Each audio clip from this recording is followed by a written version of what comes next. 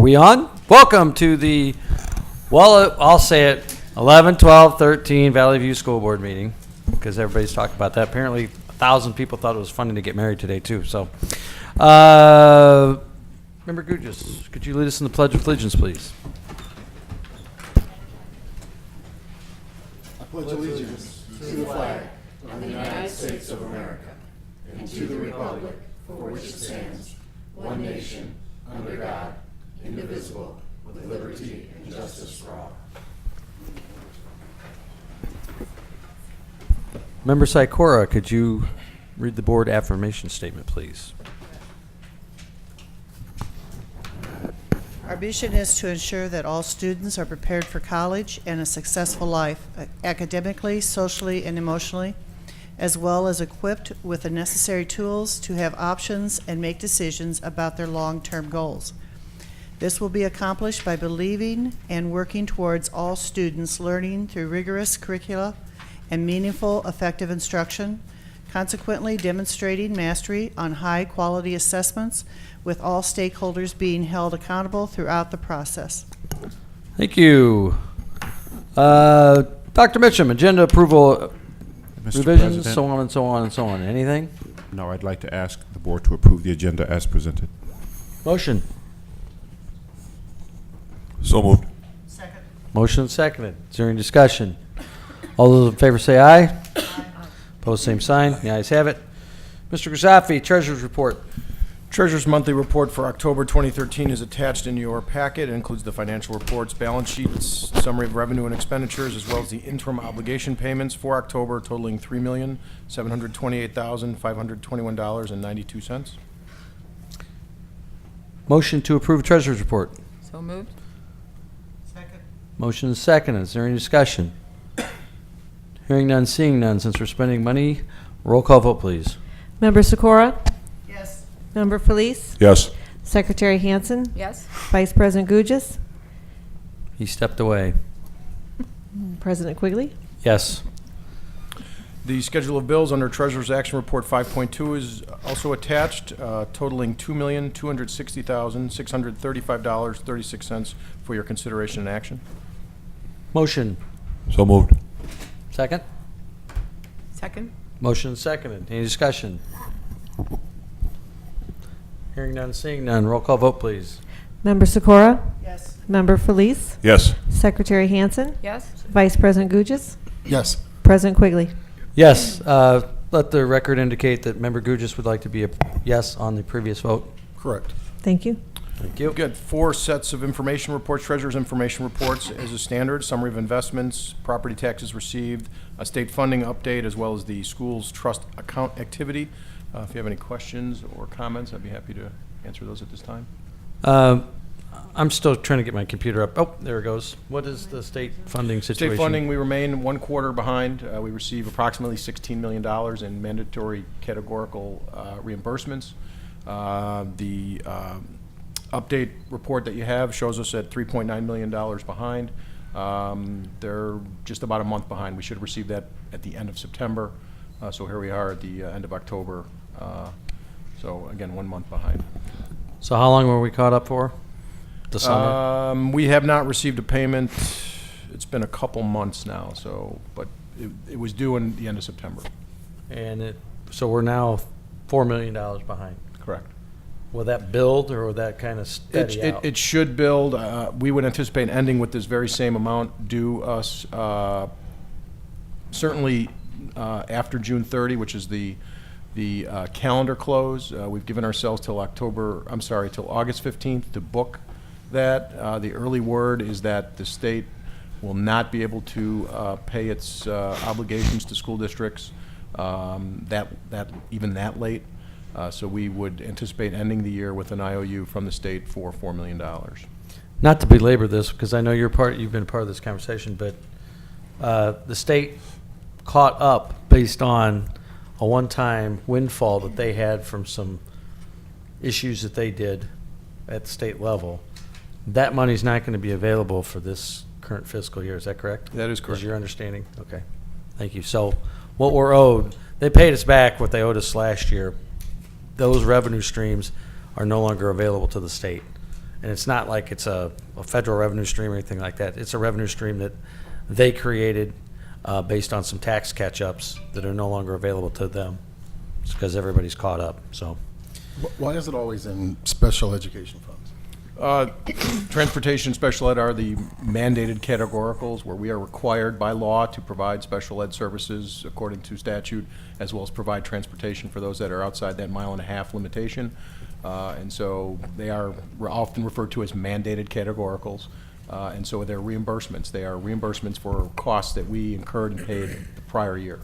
Okay. Moving down the agenda, consent agenda items. Dr. Mitchum? Yes, Mr. Quigley, I'd like to ask the board to approve consent agenda items 6.1 through 6.4. 6.1 board meeting minutes, October 28th, 2013. 6.2 executive session meeting minutes, October 28th, 2013. 6.3 gifts for Independence Elementary School, as well as Tibbet Elementary Schools and Romeoville High School. And 6.4 trips for Bolingbrook High School. Motion to approve. So moved. Second. Motion and seconded. Any discussion on the consent agenda items? If not, roll call vote, please. Member Sikora? Yes. Member Felice? Yes. Secretary Hansen? Yes. Vice President Gugis? Yes. President Quigley? Yes. Next, Pillars of Valley View. First up, Jonas Salk Elementary School. Ms. Remote. And Secretary Hansen. Sorry. Clearly, two of you didn't get the red sweater memo. I'm Michelle Rummel, I'm the principal of Jonas Salk, and I'd like to introduce Mrs. Jean Bruno. I don't think that's on. I don't think that's on. Let's go. Thanks, John. There we Tech go. support's coming. Am I on now? Oh. You're on now. Oh, yeah. Sorry about that. Oh, sorry. All right, start over. Can we Okay. go back to the red sweater thing and then you start? That was cute, but that's okay. All right, I'm Michelle Rummel. I'm the principal at Jonas Salk Elementary School, and I would like to introduce Mrs. Jean Bruno, the assistant principal, and also our special resource team leader. Good evening, Dr. Mitchum, senior leadership, members of the board, and community members. We are very pleased to announce Mrs. Lauren Finno as a pillar of Valley View. Lauren has been at Jonas Salk Elementary School for the past 5 years as our speech and language pathologist. She currently has 57 kindergarten through 5th grade students on her caseload and also provides speech services for 1 private school student and 1 student who is homeschooled. Lauren starts every day with a smile. She works hard daily to meet the demands of her job while always willing to help another staff member, student, or Salk family in need. Lauren is definitely a glass is half full type of person. Salk students love working with her and are engaged in the differentiated instruction she provides. Parents are very comfortable with Ms. Finno and know that she will do whatever it takes to move her students forward. Ms. Finno is an active listener who provides meaningful feedback on ways to improve any type of situation she is faced with in a positive manner. Her hard work ethic, ability to communicate with a variety of stakeholders, and her desire to make a difference are just a few of the reasons why she is a pillar at Jonas Salk in the Valley View School District. Today, Ms. Finno is joined by her husband, Jim, her father, her mother, and father-in-law. Congratulations, Lauren, and thank you for all that you do.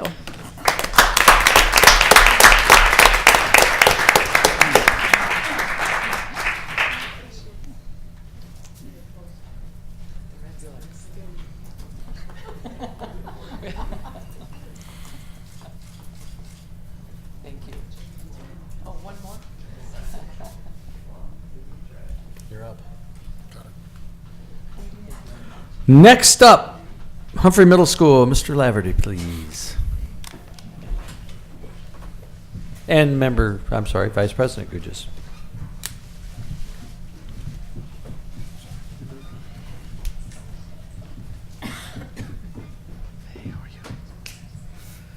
Good evening. I'm Dan Laverty, principal at Humphrey Middle School. Good evening, school board, senior leadership, Dr. Mitchum. It's my pleasure to introduce Heather Eck as a pillar of Valley View. Heather is in her 13th year at Humphrey Middle School. She started out as a special education teacher her first 4 years and has been in the role of a counselor the past 9 years. Heather has a passion for working with middle school students. She works with parents, teachers, and most importantly, students to problem solve and figure out how to help students emotionally, socially, and academically. When Heather is not in her office working with the students, she can be found in the hallways and cafeteria interacting with students. Besides her duties as counselor, Heather is our homeless liaison. She is on our college and career readiness team and a school sponsor for Friends of Rachel. We are lucky to have her as one of our counselors, and thank you and congratulations, Heather.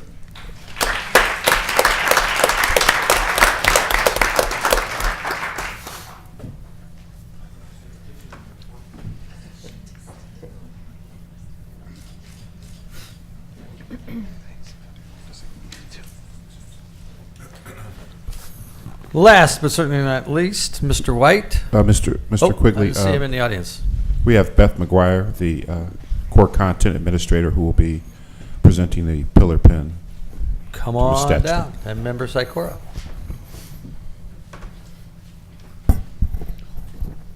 Good evening, Dr. Mitchum, senior leadership, President Quigley, and members of the board.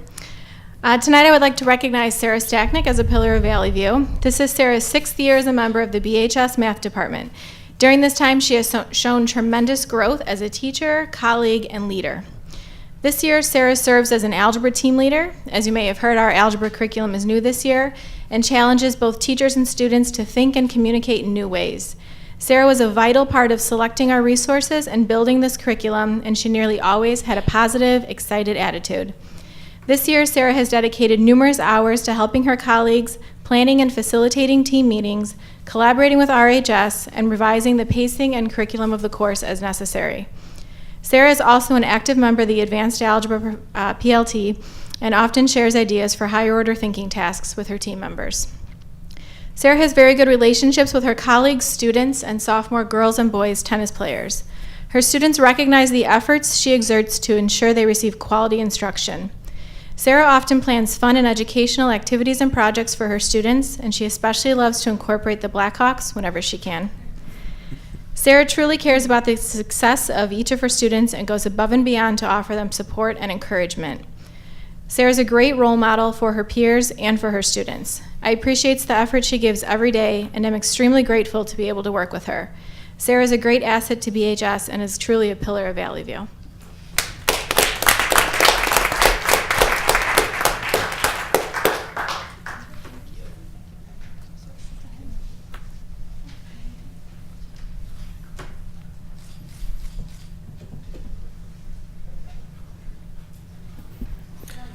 Thank you, ladies. Next up, Natalia Hernandez, Jane Addams Middle School cross-country qualifier.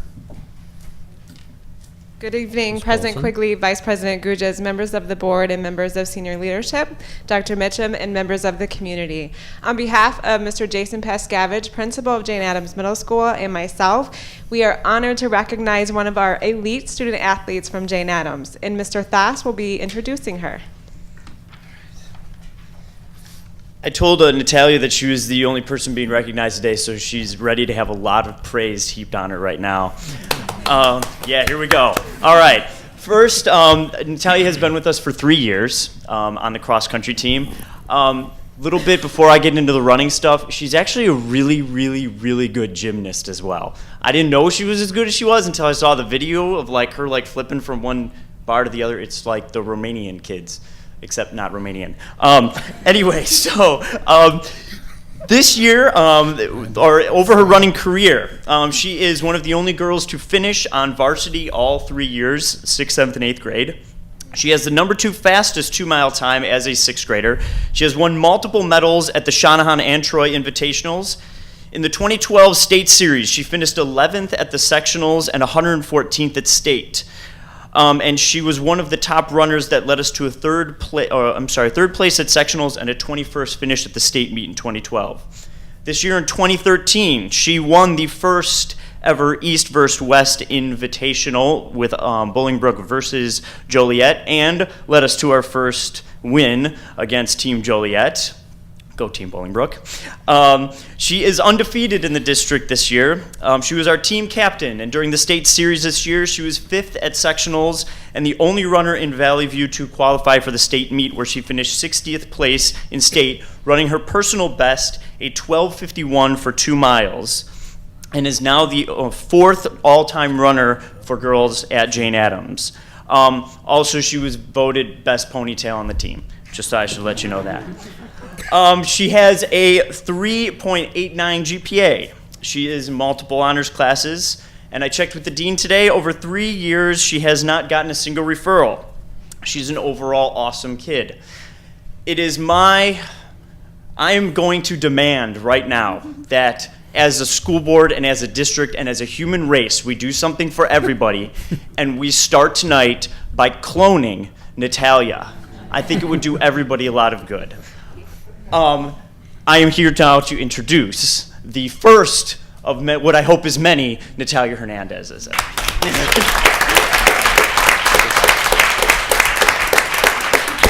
Hey, Natalia, can you beat your assistant principal? She's quite the runner too. Can you outrun her? Yeah. Is that true? That is true.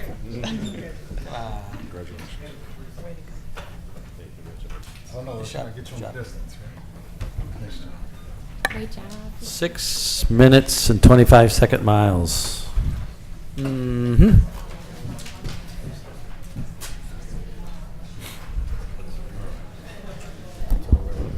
There you go.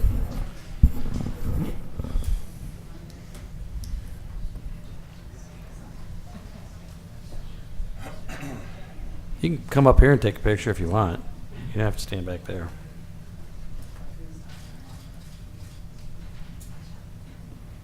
Great job. Thank you for coming. Be careful in the weather.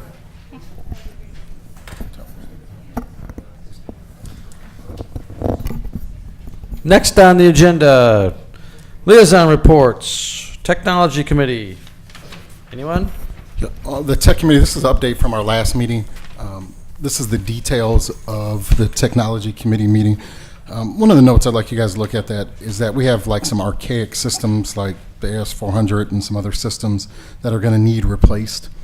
This isn't like shiny and new, like adding on to a building for like all-day kindergarten, but it's definitely something behind the scenes that at some point either we're going to do it or we're going to be forced to do it when we can't get support for those systems anymore. So there's a lot of great information. That report is also public, so the public can look at what's going on with this technology-wise. Thank you. Any other liaison reports? For some reason, they're not on my.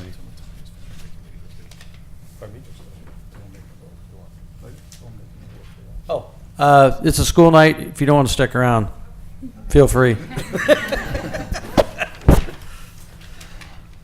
Any other liaison reports? Briefly, General Assembly in veto session didn't do the one thing that everybody thought they would do during veto session, was something with the pensions. There's a very strong possibility that the leadership in Springfield, which is really in Chicago, but would have worked out some things over the last few days. They may come back down for a special, actually it won't be a special meeting, just be a general session hearing in Springfield, and maybe do some things in the next week or so. If it doesn't happen between now and Thanksgiving, maybe the week after Thanksgiving they might do something. So we will see what they do with regard to the pensions. I have nothing else. Any other reports? Yes, I was at actually 2 meetings. One was a calendar committee, which tonight we will be introducing the 14-15 calendar for that year and working on the is that right? No, the 14-15, and we're working on the 15-16 calendar. Also had a curriculum meeting at which time we discussed teacher morale, and we had to table the discussion on ISAT testing, so that will be at our next meeting.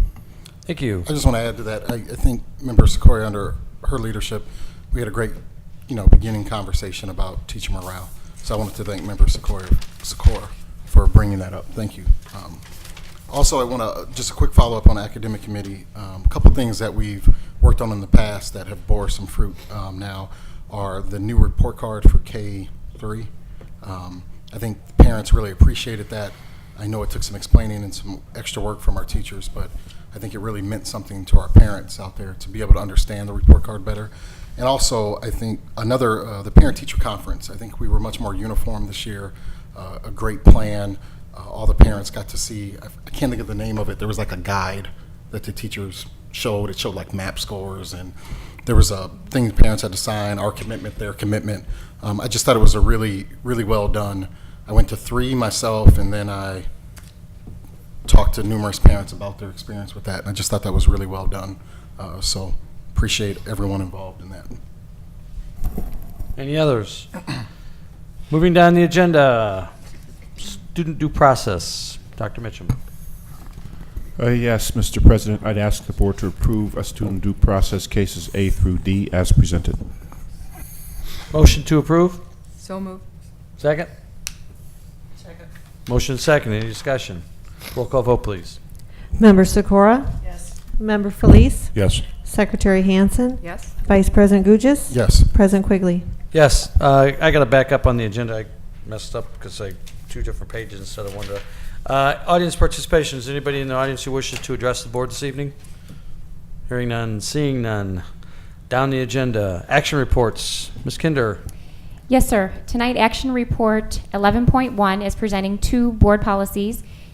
Board Policy 620, School Year Calendar and Day, and Board Policy 630, Organization of Instruction. These policies have been revised and are being presented for second reading and board approval. Any discussion? Need a motion. Second. Motion second. Any discussion? Hearing none, seeing none. Roll call vote, please. Member Sikora? Yes. Member Felice? Yes. Secretary Hansen? Yes. Vice President Gugis? Yes. President Quigley? Yes. Next, Mr. Grisafi. Yes, beginning with 12.1 is an information report regarding the mechanical infrastructure at Brooks Middle School. The mechanical infrastructure is indeed original to the building, which was opened in 1974, putting the operation at close to 40 years. The chiller plant there consists of 1 chiller that was installed in 95 and another in 2004. The boiler is original to the building. All of the temperature controls are outdated, inoperable, and in some instances non-existent, meaning we cannot control them unless we're physically there in front of the control panel itself. Just about all of our other buildings have updated controls that allow us to do things via computer, remotely, weekends, holidays, you name it. We had a study done back in August that estimates the replacement and refurbishment of all of the mechanical systems in the $6 to $7 million range. So quite a hefty price tag in that assessment.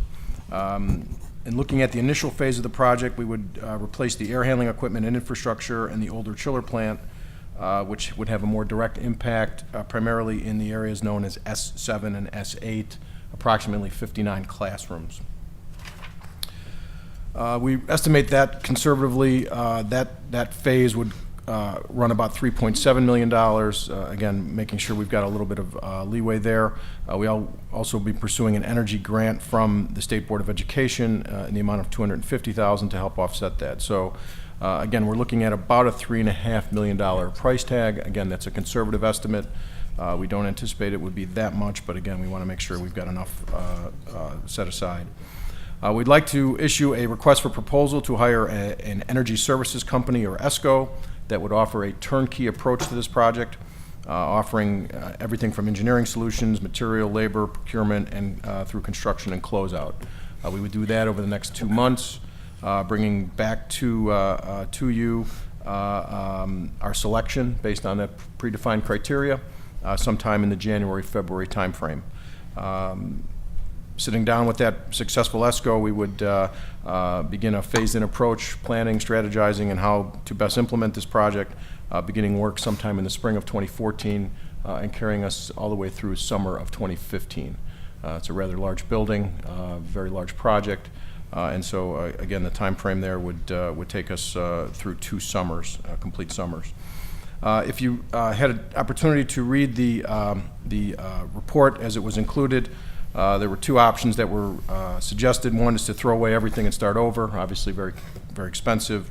The more sensible option, if you will, would be to keep what makes sense to keep and improve what makes sense to improve. And so, as I mentioned earlier, we're looking at that S7 and S8 section of the building as outlined in the exhibit. Approximately 59 classrooms, about 75% of the overall classroom count there.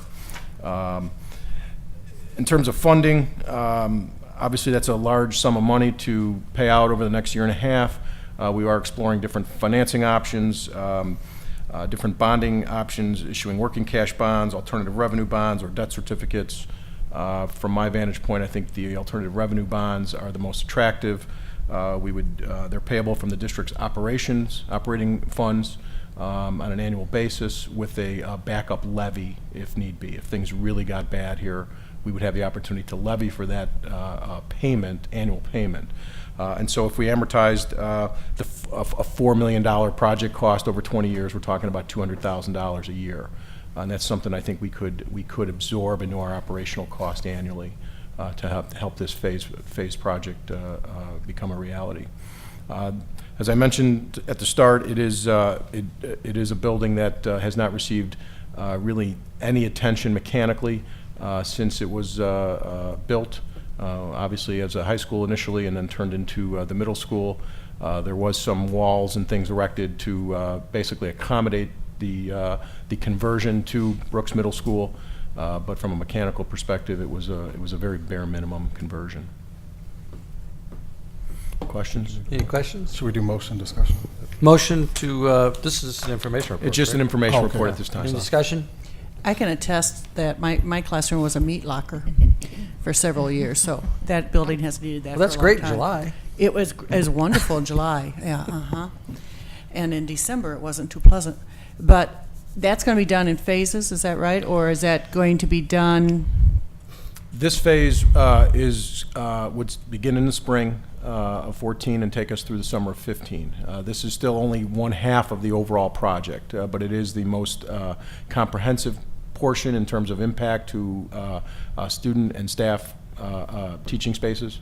Some of the other spaces have rooftop units that are not as outdated, if you will. And really, I think the main push here is to upgrade that boiler plant and get us some controls that we can actually access and control. And they're going to work on weekends and summers and? That's a little bit ahead of time here. I don't know exactly what the anytime you ask people to work nights, weekends, holidays, it's a premium. Certainly, we'd like to get it done as quickly as possible, but that premium would come at a cost. Because there are parts of the building that when they're on top of that building working, you can really hear it down in the classrooms. So that's just something to consider. You know, I don't know. I guess I have a couple concerns. I know your language is very precise in saying we haven't touched the building mechanically. I know we've touched the building aesthetically. Correct. Recently. And I guess thinking about that, this would have probably been a better use of those funds, to apply those funds to a mechanical need than an aesthetic need of the entrance. My other concern is it's just a lot of money.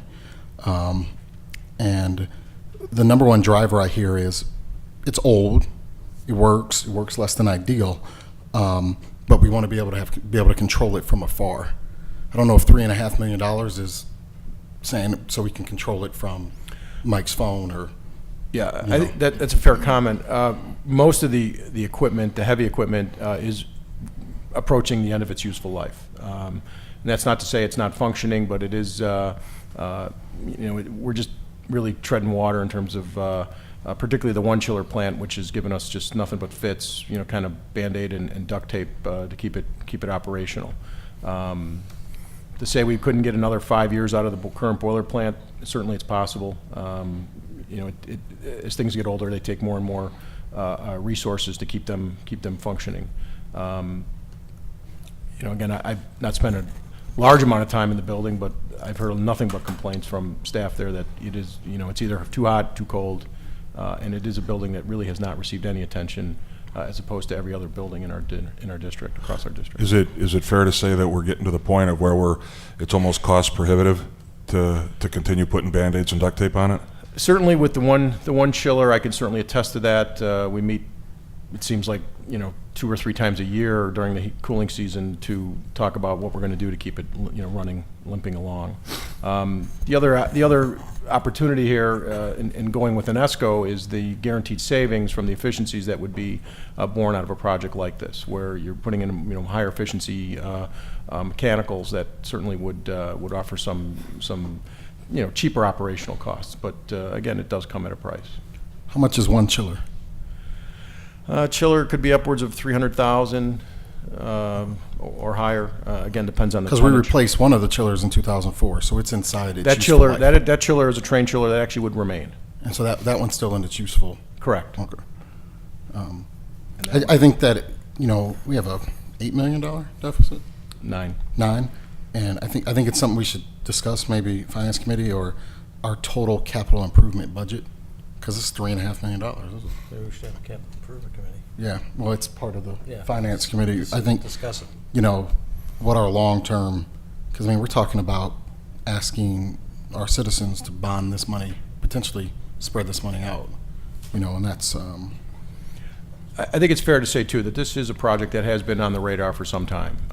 And for one reason or another, we've gone to just about every building, again, across the district in some way, shape, or form to, update mechanicals, update the aesthetics, as you suggested. We did a phased-in approach there for lockers, which were sorely needed at Brooks. And so this building, more than any other, is really in need of a mechanical update. So again, I don't have any other concerns in terms of meeting as a committee to really talk about what the options would be. We can think about doing it in a different manner, but I think using an ESCO where they can guarantee us certain savings is very attractive, just because of the high price tag and the amount of work that needs to happen. Any other questions? Next, same issue, only different. The next action report really is predicated on this piece, in that we've got before you a grant application for an energy grant from via ISB, State Board of Ed, in the amount of $250,000. It does require a open action at a duly convened board meeting, and so we wanted to talk about the project obviously first before we asked you to approve this.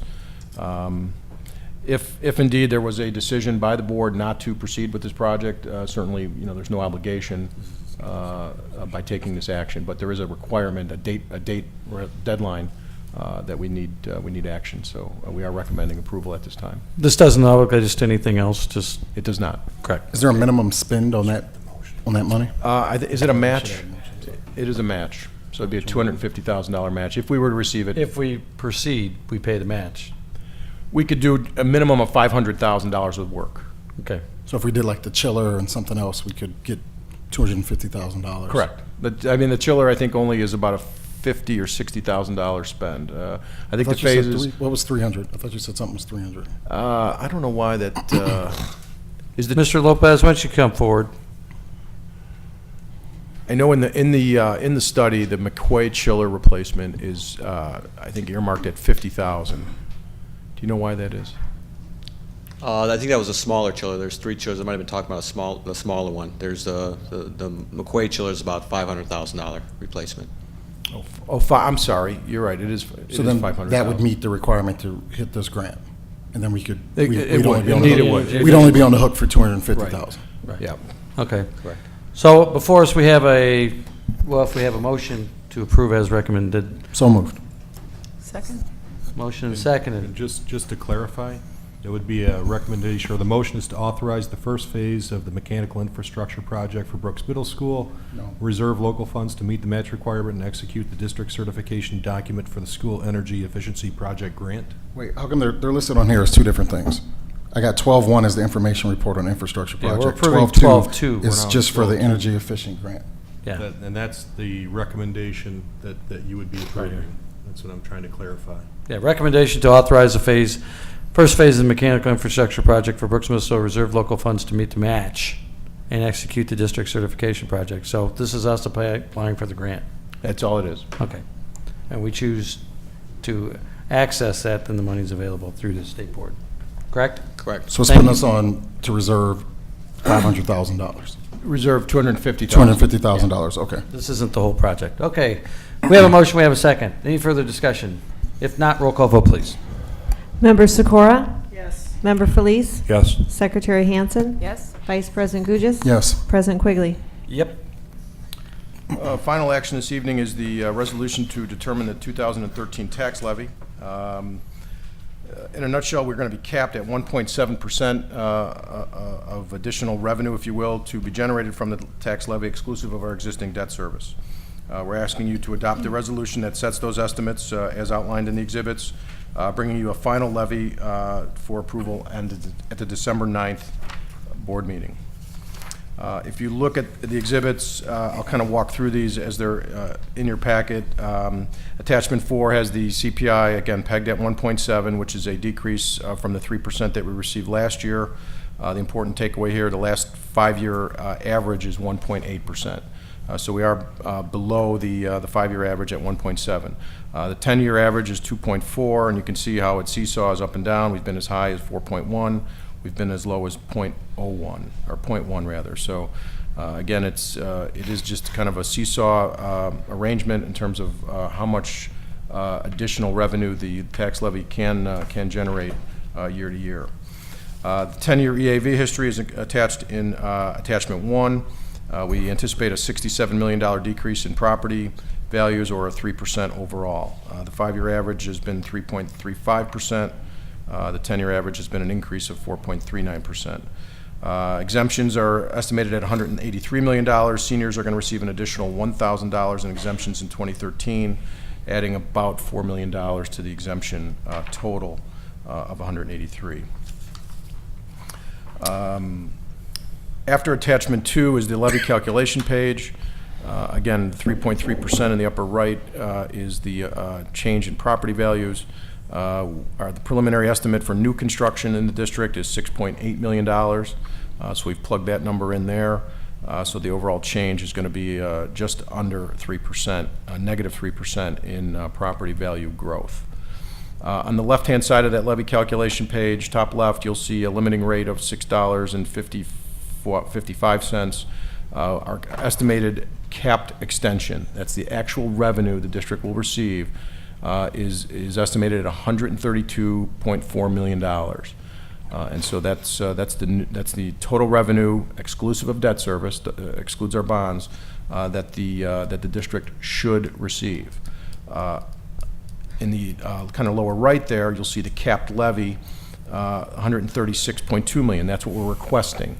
And so this is known, again, for those of you new here, maybe going through our first levy, it's a balloon levy. We're asking for more than we know we can receive. Primary reasons for that is we don't know the actual value of property in the district. It may be less than negative 3%, it might be more. We don't know the value of new property. The estimate now is $6.8 million. They won't close the books until December 31st. We want to make sure that we've levied enough to capture any and all changes to those values, the property values and the new growth. We also add a little bit to each fund, the various funds that make up our budget, to allow us to move money in case we're capped in any one fund. The education fund, for instance, has been capped at the last 2 years at $4. And so if we don't levy enough in the other funds, we would basically leave money on the table, as it's commonly known. And so we add a little bit of headroom, if you will, in each of the other funds, and that basically allows us to assemble what's known, again, as a balloon levy. So again, we are asking for $136.2 million in levy. It is under 5%, so we're not required to have a truth in taxation hearing or the infamous black box publication, but we will indeed conduct a presentation at our December 9th board meeting and allow certainly any members of the community or public to comment on the levy. So our overall levy request, again, it's just a request, $160,593,000, or a 5.24% levy request. Compared to last year, again, we collected $152.5 million, so again, it generates $5.24 million. If we look at what we think we're going to collect, and I refer you back to that capped extension, $132 million, a difference of $2.6 million. So that $2.6 million is the new revenue that the district will take in on its property levy. And against a $220 million budget, it's about a 1.2% increase in revenue. And with all of our other significant revenue streams, primarily state and federal funding, that's the new money that the district should receive for operations in 14-15, 1.2%. If we factor in our bonds, our debt service, we were at $22.8 million last year. We'll be at $24.3. That's a $1.5 million increase, or 6.8%. And so overall, we anticipate the levy to be increased by $4.1 million, or 2.7%. For most homeowners, assuming that if all home values do not change, which is certainly not going to be the case, and then we have no control over that. But if all homes across the district did not change, the bill would be impacted by 2.5%. So that's what all that means, is 2.5% increase. Our overall levy will go up by 2.7, and that's because of the new property, the $6.8 million in new property. At this time, that's really all I have. I don't know if you have any questions on the exhibits that are included there, but I would need a recommendation to adopt Resolution 1466, establishing the 2013 property tax levy. Motion. Motion would be in order. Motion. Second. Motion and second. Is there any discussion? I have a couple questions for you. So if we're talking about, the part of the budget we control operationally, our operation budget, and then we have our debt service. So in our prior conversation about Brooks, you were talking about bonding that out. That would add to the debt service, the total debt service, correct? That $3 million, $3.5 million? Really, if we went with an alternative revenue bond, we would have the ability to levy and then abate the levy if we felt that we could accommodate a $200,000 annual debt service payment from. So we would add it to our debt service, and then we'd increase that abate it. payment by $200,000. Correct. All right. So, But we wouldn't extend it to the taxpayers. We would pay it out of operations. So in other words, we're going to carve out $200,000 in our capital but I outlay. mean, all the money comes from the taxpayers. Arguably, yes. But we wouldn't add it to what's already our debt service, our building and operations levy. In this case, for 2013, it's $15.6 million. We wouldn't layer in an additional $200,000 in there. Okay. We would use that 15.6 to service that $200,000 debt payment for the year. I guess what concerns me is, in a more simplistic version, basically what we're saying is we have a budget shortfall. So we're going to bond this money out. So if I was at home, I have a budget shortfall. I can't afford it all up front. So I'll borrow. Basically, I'll spend on the credit card because I can afford the monthly payment. That I know it's more complex than that, but it's a little more, that's kind of what it's like. Correct? Yep. All right. And I think that, we should spend within our means of that budget year, seeing how far we are already in the hole. So I think this brings a good comparison of what that looks like, district-wide. Most of our debt service was voter-approved debt. We've talked about what to do with, and we've set ourselves up to make some moves with the kindergarten, some of those costs, and we have those options. But then again, if we did that and we added that to debt service, that would not, we're allowed some room under some archaic law from however long ago to add to the debt service without having a referendum. That's correct. But that's a serious choice to make as a board, to add to our debt service without the voters having their say on that. So I just think that, we should be mindful of that, because basically we're spending more than we have, and we can do it by putting more on the credit card. And that, I don't know how well that sits with me in terms of, we're already at deficit spend. We have upcoming negotiations with our teachers on finances. I don't know where that stops. Is it fair to make the assumption that as we're going into this year with this budget, we're feeling the effects of not having the taxes coming from the hospital, and also having to repay that, and it's causing this part of the budget to show that loss? Absolutely. I think the lack of receipts, proper receipts from our prior levy, along with the repayment of the prior years that the hospital had paid under protest, along with the tax appeals that have been granted over the last 3 years. I mean, we're talking close to $10 million that really would be at our bottom line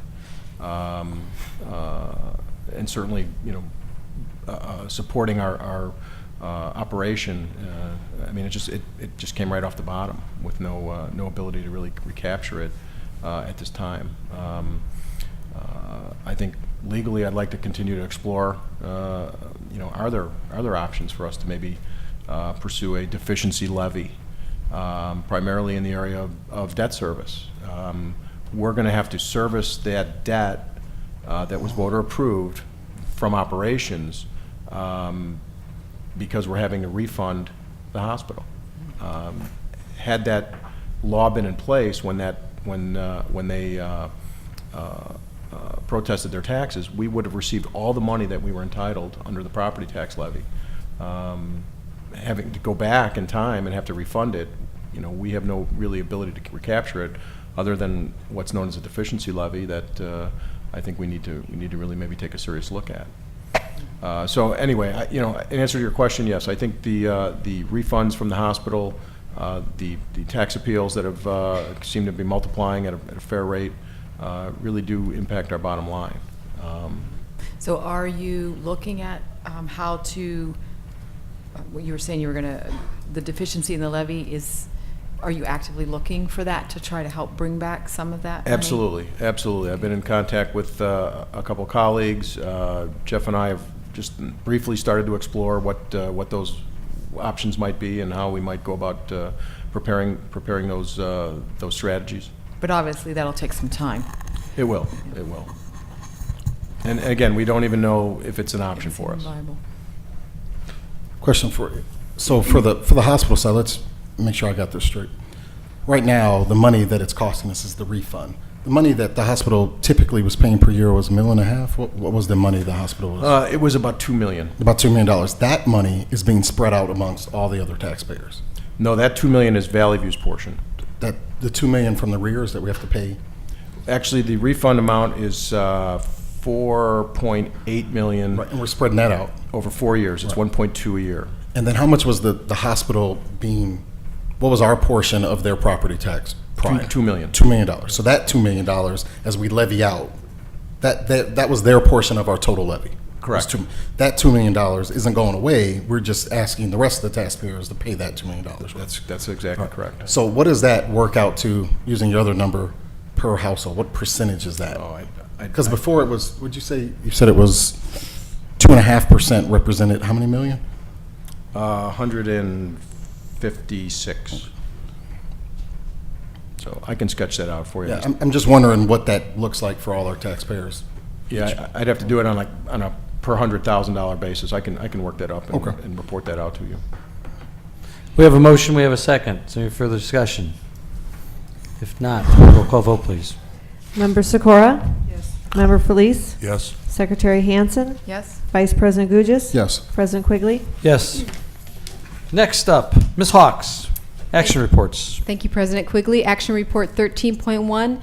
This evening, Consolidated Action Report for Certified and Classified Personnel. We're seeking your approval on 11 items for certified, 29 for classified, 1 for administrative classified, and 1 for administrative certified personnel. Motion? So moved. Second. Motion and seconded. Is there any discussion? Hearing none, seeing none. Roll call vote, please. Member Sikora? Yes. Member Felice? Yes. Secretary Hansen? Yes. Vice President Gugis? Yes. President Quigley? Yes. My second action report is 13.2, resolution number 1468. We're approving settlement agreement and general release and waiver of all liability. We recommend that the board consider for approval and adoption this resolution. Motion. So moved. Second? Motion and second. Is there any discussion? Hearing none, seeing none. Roll call vote, please. Member Sikora? Yes. Member Felice? Yes. Secretary Hansen? Yes. Vice President Gugis? Yes. President Quigley? Yes. School calendar for 2014-15. Yes, sir. Tonight, Information Report 14.1 is being presented. This is a draft calendar for the 14-15 school year. A calendar committee was formed and developed this recommended calendar, taking into consideration the collective bargaining language as well as state guidelines and required legal holidays, election days, and other areas of concern that we needed to take into consideration. Our goal, of course, is to create a calendar that is conducive as possible to providing students with quality instructional time.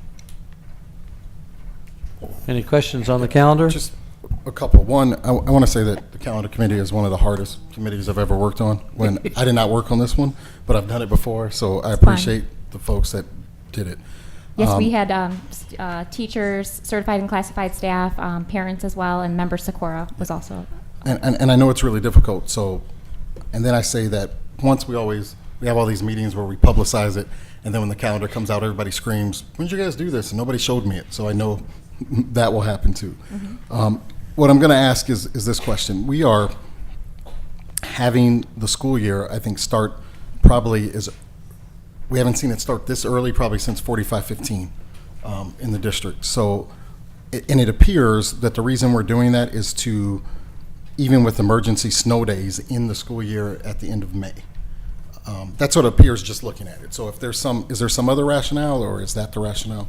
Well, one of the reasons behind it is the balancing of semesters and having the semester end at, which is kind of a natural break at the holiday break, which is typical for a lot of school districts in our neighboring area. And that was the only way to be able to accomplish that? In order to have somewhat of a balance between first semester and second semester, there is a slight imbalance now by a few days. But to start a little earlier, we ended earlier. We will end earlier this school year. And so looking at the length of the summer, keeping that equal to what we've seen in the past, it does push up the start of the school year. For example, students return to school this year on August 16th. And so students returning on August 13th in the 14-15 school year, that would be a difference of 3 days. Yeah. It is early, and that was discussed at length by the committee. I'm sure. And I'm not even trying to imply that it wasn't, because I'm sure it was. But that's really early.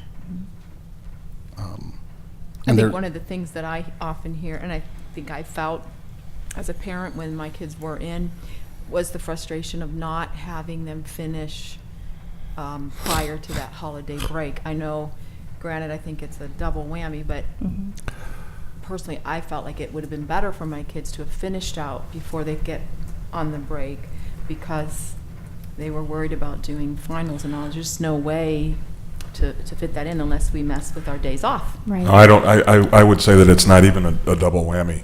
Living the calendar very closely the last 4 years, especially at the high school level, that natural break at the holiday is essential.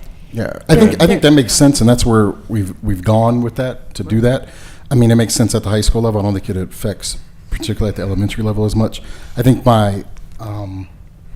even though I did hear some band parents telling me that it created a nightmare for them.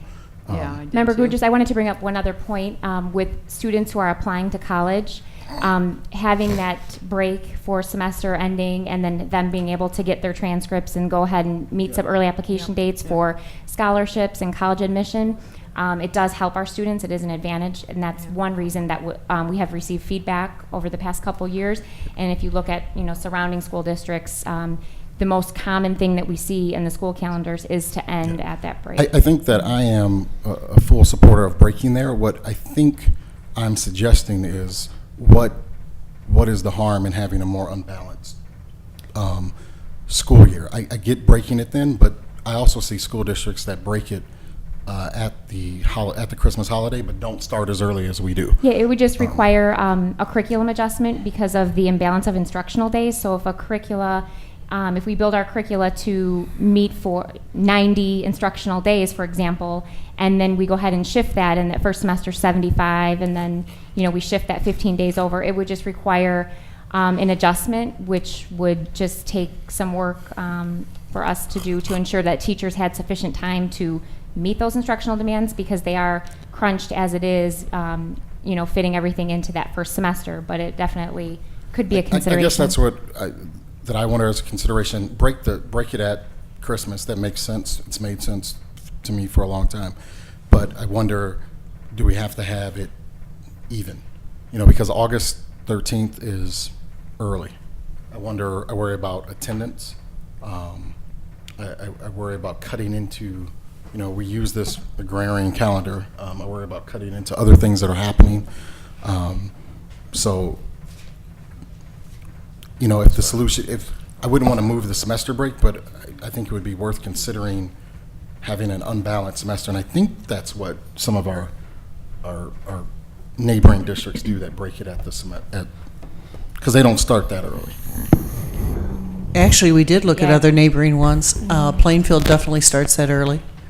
If you really want to go, I was on a cruise this summer, and Tennessee started the day we got off the cruise, which was August 7th.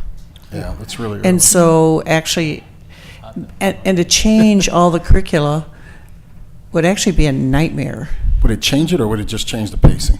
The pacing It would would be a change the nightmare. pacing, and Yeah. some instructional units couldn't necessarily be, you know, it's not just you stop when you run out of days. Mhm. There's a coherence to curricula design, and so to change that, it certainly could be done, but it would require that we look at every course and every, you know, subject taught at every grade level in the district, if there were a grade imbalance. So right now, if we're looking at, you know, 5 days difference, while we feel that, we can make those internal adjustments. But if we're going to look at anything more major and say 2 weeks difference, that would require significant adjustment, as with the benchmarks for elementary. If we're looking at quarters, we typically try to keep those as even as possible for reporting of progress, and then for what we expect students to accomplish or, you know, be able to demonstrate mastery on at a semester basis. And so it would just take, it would take some adjustment. And Similar to the adjustment we made when we broke at Christmas instead of breaking after Christmas. We had to make an adjustment.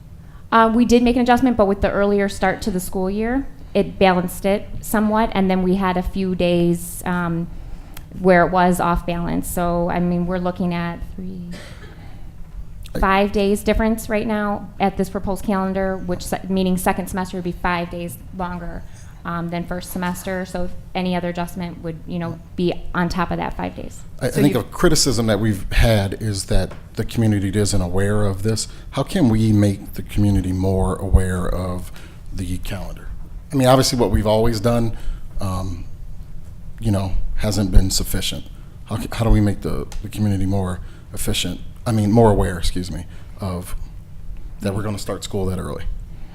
Well, we traditionally, in terms of the proposed calendar and putting it out there for the community, it's presented at the board meeting, and then it's posted on the website. And traditionally, we haven't done any more outreach than that, and then a news story, for example. But we could increase efforts in that area. In terms of the starting earlier, there's a lot of communication that goes out in terms of back-to-school registration, and then communication, electronic, mail, et cetera. I guess that's what sent home. I'm sorry. Our parents know we get out when school starts, but when we're deciding, I guess, is the how do we get it out now so parents understand, and if they want to give, if the community wants to give feedback on this, because I mean, I heard a lot from this last school year that people didn't know we were going to start so early, and now we're starting even earlier. I just want to make sure the community is aware that this is what we're considering doing. Well, this draft calendar will be posted on the website, and there will be an opportunity there to submit feedback. Last time that we brought a draft calendar for information, but prior to bringing it for action, we put it out to the community. We did receive, relatively speaking, to the, you know, the size of our community and our population, a small amount of feedback. And the feedback is usually split down the middle. You know, for every person who likes to end before Memorial Day, there's someone who doesn't like that earlier start. And we're required to have 175 instructional days, 180 days calendared. So for every give, there's a take. And so, you know, it's hard to meet everyone's preference, but we are certainly open to feedback, and you can submit that at the website, www.vvsd.org. You can also contact us. We have received feedback formally and informally from community members. Even when it's, you know, not looking at a draft calendar, they still do have comments about the school calendar because it certainly impacts everyone. So we're open to feedback. Can we put out like a headline message? Sure. That says, hey, go check out what we're doing with the school calendar. Well, I think also, again, you can lead the horse to the water, but you're not going to make him drink. So I think with all of these upcoming forums and these educational things that we've got going on at all our schools over the next 2 weeks, I even just think maybe a one-sentence blurb to say, hey, check out, we've got our draft for our calendar up for next year. Take a look at it. If you got any questions, feel free to leave us something at the website or to reach out to us. But going any further than that, I don't think you're going to get any more feedback or any less feedback. So that might just be a suggestion. I think that's a great idea to mention it at our upcoming meetings. Most certainly, and we'll also increase some efforts to get some feedback through the website as well. So we're definitely open to that. All righty. No other discussion on the calendar. Legal Services Report. Mr. Alprin. No report this evening. Thanks, sir. Association reports. AFT. Thank you. Valley View Council. Valley View Office Personnel Council. Apparently no report. Any old business before the board this evening? Any new business before the board this evening? Any questions from the public on actions we have taken this evening? Any announcements by the board? Any and all? I'd like to just make an announcement of the BHS Madrigals. We're on Bridging the Gap with Leroy Brown, and the video is now posted of that at bhsacousticalshowproject.com. You can see the panel as well as the performance of the BH Madrigals, as well as read about the project that they are trying to raise money for. Couple announcements. One, happy belated birthday to President Quigley, who just celebrated his birthday. And how old are you? 30. Yeah. Happy birthday. As I told my son, I have a baseball glove that's 30. Happy birthday in advance to our board clerk, Miss Casey. Mrs. Casey, thank you. Happy birthday. Also want to thank Romeoville High School for their great play. It was Miss Brooks. I can't remember the first part of the name, but the play was really well done. I know Member Campbell was there. I was there on Saturday, and it was a really nice play, so great job. I also wanted to thank all of our schools for what form of participation they participated in celebrating Veterans Day. There was activities all over the school district, and I know that members of our community really appreciated that. You know, and to highlight a few, I know there was the breakfast at Scoff, there was a breakfast at Oakview, but there was things at I think every school that were done, and I think that really says a lot about our community. Irene King, I know, does a thing in the library where they have veterans come read to kids, so I think that's really appreciated, and it says a strong statement, so I just want to pass my personal thanks for that. Any others? I couldn't agree more, Rick. I did go to the Oakview breakfast, pancake breakfast. One of the things I thought was really cool that they do is they ask the kids if they have a family member who was military to bring a picture of them in. And I had a picture that my father provided to me, and I didn't even realize this, but my grandfather was a Marine, and he was on the surrender of the island of Yap, and he was taking swords from Japanese, the lower level officers, because he was a lieutenant. And that picture is, it's a fascinating piece of history that I didn't even know existed, because my grandfather really never talked about the war. But we should all remember Mr. Brown back there, and there were several. Mr. Gugis to my right is also a veteran. Those who have fought and given the ultimate sacrifice, and those who just fought and or didn't fight, just served the military. Principal Lafferty. And peaceful times as well as in war, and greatly appreciate and recognize the efforts that those people do for not just our community, but our country. And as we see in the Philippines right now, we have Marines on the ground over there helping the people over there. I have had the privilege of being on one of those islands, and I do hope that the friends that I met over there are safe. There's no way to communicate with them at this time, and it's a very tough situation. But the United States military standing up just like they normally do, not just in times of war, but in times of peace, and to help those who need it desperately in this particular situation. Also, I want to thank my fellow board members for your outreach. I had to go through some family stuff with my mother. Breast cancer is a scourge, and I'm wearing my pink pin today. I always wear my pink pin. My mother is doing very well. Thank you all for your kind words and kind emails and what have you. That is my reason for missing the previous board meeting. My mother had some surgery, and this is her second go around with breast cancer, and I love her very much, and I know she's doing very well. She won't be watching this, but I'll let her know that I talked about her anyway. Anyway, if there's nothing else by the board, nope. Well, he's in administration. Oh, wait, I do have one. I was getting texts over the weekend by Principal Pascavage about the Jane Addams basketball tournament or basketball team in New Lenox, and apparently they won the tournament. So congratulations to Jane Addams on winning the New Lenox basketball tournament. Mr. Pascavage couldn't be here this evening because he had a personal engagement that he had to attend to. Dr. Mitchum, announcements by the administration. November 15th is the Illinois Association of School Boards Members Day. So on behalf of the Valley View School District, we'd like to extend a thank you to our school board for your service to our community and to our district.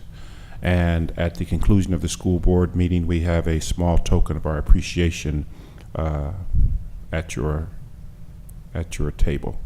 Can we eat it? No, you cannot eat it. Rats. And it's a very small token of our appreciation. We are being fiscally responsible. I do have an. I take already it, have was an Gary the inkling. one involved with the gift giving then? It's more than a pen, but less than a T-shirt. But it is a token of our appreciation. If We it was do thank Dr. you Wood, very he'd probably much for cut your it in service half and after my effort. comments about Brooke. Any announcements by the public this evening? I'm sorry, President Quigley, I did have one announcement. We'd like to invite all of our community out to our neighborhood school workshops that begin this week. Our first one is tomorrow evening at our middle school level at Martinez Middle School in Romeoville and Jane Addams Middle School in Bolingbrook. Begins at 6:30 p.m. This is a great opportunity to come out and learn with us as we explore how changes in teaching and learning are affecting our students and how we can best support them together. We'll be at our elementary school SCOFF on Thursday evening at 7 o'clock. And then next week, we will be at our elementary schools on Tuesday evening and our high schools on Wednesday the 20th. So you can find more information about this at our homepage, vvsd.org, and we look forward to seeing you all. Thank you. Anything else for the good of the order or not the good of the order? Motion to adjourn would be in order. So moved. Motion and second? Second. We have a second. All those in favor say aye. Aye. Opposed, same sign. We stand adjourned. Have a great evening. Be safe out there. Stay warm.